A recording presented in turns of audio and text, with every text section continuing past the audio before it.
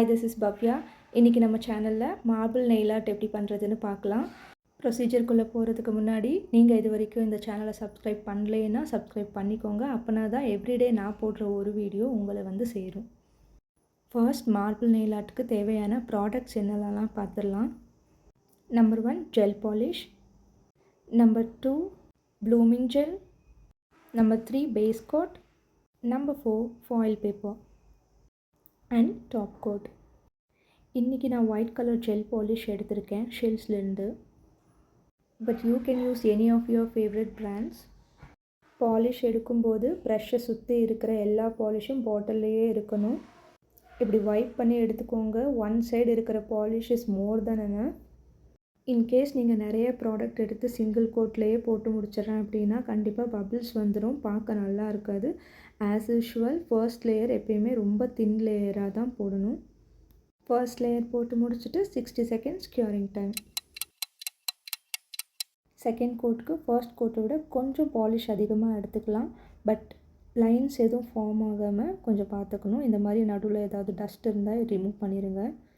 Bubbles, lines எல்லாமே போய் even கோட்டாக வர்ற வரைக்கும் நீங்கள் அப்ளை பண்ணிகிட்டே இருக்கணும். 60 செகண்ட்ஸ் க்யூரிங். அது க்யூர் ஆகிற டைமில் நம்ம பாலிஷஸில் மார்பிள் எஃபெக்ட்டுக்கு தேவையானது எடுத்து இந்த மாதிரி ஒவ்வொன்றா ஷீட் மேலே போட்டுக்கலாம்.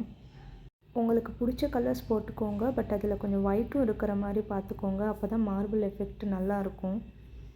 இந்த மாதிரி ரேண்டமாக மிக்ஸ் பண்ணிக்கோங்க. லைக் கம்ப்ளீட்டாக மிக்ஸ் ஆகக்கூடாது. பட் நீங்கள் மிக்ஸ் பண்ணுறப்பவே அது ஒரு மார்பிள் எஃபெக்ட் தெரியணும். இந்த மார்பிள் ஆர்ட் நம்ம பண்ணுறதுக்கு முன்னாடி ப்ளூமிங் ஜெல் நம்ம ஒரு கோட் போட்டுக்கலாம். இது ஆஸ் யூஷுவல் ஜெல் பாலிஷ் போடுற மாதிரி தான். இதை போட்டுட்டு நம்ம க்யூர் பண்ணக்கூடாது. இது மாதிரி ஒரு ஃப்ளாட் ப்ரஷில் நம்ம ஆல்ரெடி பண்ணி வச்ச டிசைனை இந்த மாதிரி கம்ப்ளீட்டாக எடுத்துக்கோங்க. உங்களுக்கு எந்த சைடில் மார்பிள் எஃபெக்ட் வேணுமோ, மிடில், சைடில், எங்கே வேணாலும் அப்ளை பண்ணிக்கலாம். பட் முடிஞ்ச அளவுக்கு தின் லேயராகவே அப்ளை பண்ண ட்ரை பண்ணுங்கள். இன்கேஸ் ஒரு இடத்துல மட்டும் கொஞ்சம் எக்ஸஸ் ப்ராடக்ட் இருக்குன்னா அதை எங்கேயாச்சும் ஒரு பக்கமாக நீங்கள் இப்படி ஸ்ப்ரெட் பண்ணி விட்டுடலாம். இது ஒரு ஃப்ரீ டிசைன் தான், நம்ம எப்படி வேணால் பண்ணலாம்.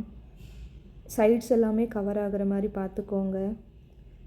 கொஞ்சம் கொஞ்சமாக இப்போ ப்ளூம் ஆகிட்டுருக்கு. உங்களுக்கு எந்த ஸ்டேஜில் இதுக்கு மேலே நமக்கு ப்ளூம் ஆக வேணான்னு தோணுதோ அப்போது நீங்கள் எடுத்துகிட்டு போய் இது க்யூரிங்க்கு வச்சுருங்க. பார்க்கவே எவ்வளோ அழகாக இருக்குல்ல. போதும், நம்ம இனி க்யூரிங்க்கு வச்சிடலாம்.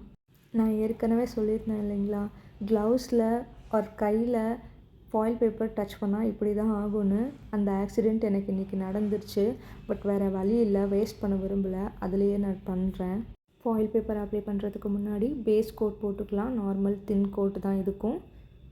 நீங்கள் பண்ணும்போது இந்த மாதிரி க்ளவுஸ்லலாம் ஒட்டிக்காமல் அழகாக டாட்டிங் டூலை வச்சு பண்ணுங்கள். இப்போ இது நிறைய இருக்குது, நிறைய வேஸ்ட் ஆயிருன்றதுக்காகலாம் நிறையவும் ஒட்ட முடியாது. எவ்வளோ மினிமலாக இருக்கோ அந்த அளவுக்கு அழகாக இருக்கும் நெயில் ஆர்ட் பார்க்குறதுக்கு. ப்ராப்பராக டூல்ஸ் யூஸ் பண்ணி பண்ணலைன்னா இப்படி தாங்க க்ளவுஸ்லேயே திருப்பி திருப்பி வருது. நான் இவ்வளோ தடவை ஒட்டினாலும் பேஸ் கோட்டும் சேர்ந்து ஒட்டிக்குது. ஸோ நீங்கள் பண்ணும்போது இந்த மாதிரியெல்லாம் இல்லாமல் கொஞ்சம் கேர்ஃபுல்லாக பண்ணுங்கள். ஃபாயில் பேப்பர் ஒட்டி முடிச்சுட்டு 60 செகண்ட்ஸ் க்யூரிங் முடிஞ்சதுக்கப்புறம் அகெயின் டாப் கோட் போட்டு எடுத்தால் nail art ready. Thank you for watching. Happy learning. Subscribe பண்ண மறந்துடாதீங்க. Thank you. Bye bye.